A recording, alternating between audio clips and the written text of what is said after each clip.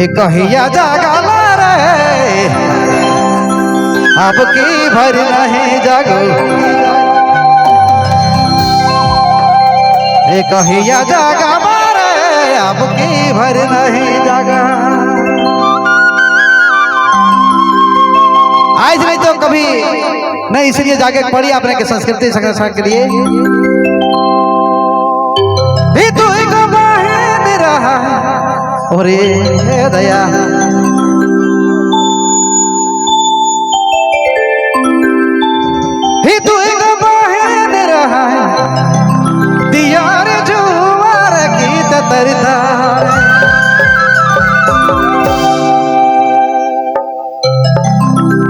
एक बहन अंगार माजा एगो मछुआ चोरा गो नदी पात तरता एक बहन अंगार माजा एगो मछुआ चोरा गो नदी पात तरता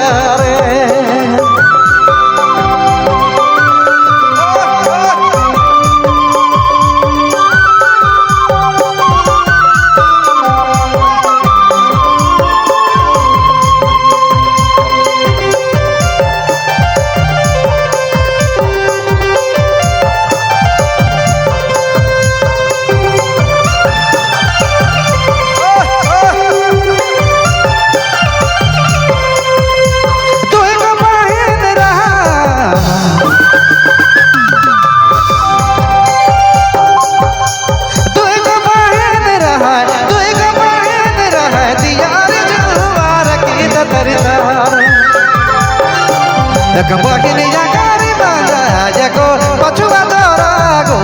नदी पात तरता एक बहन अंगार माजा एगो मछुआ चोरा गो नदी पात तरता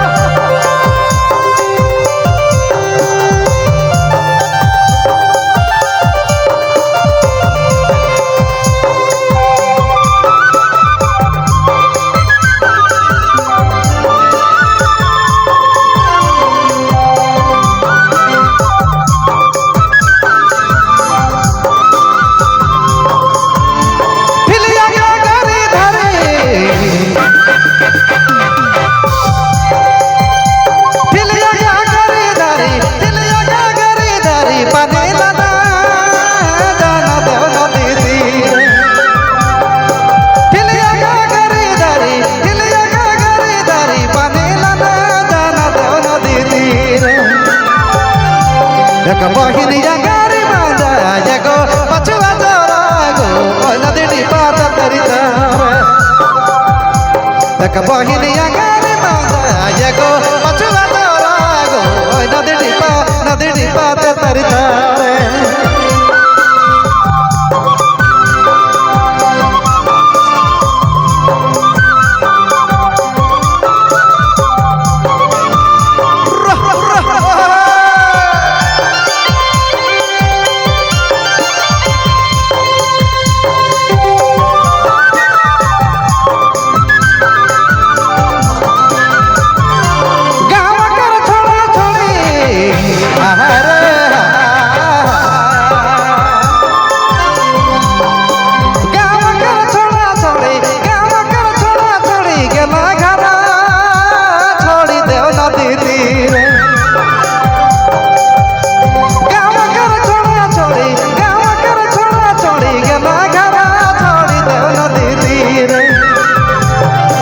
एक बहन अंगार माजा एगो मछुआ चोरा गो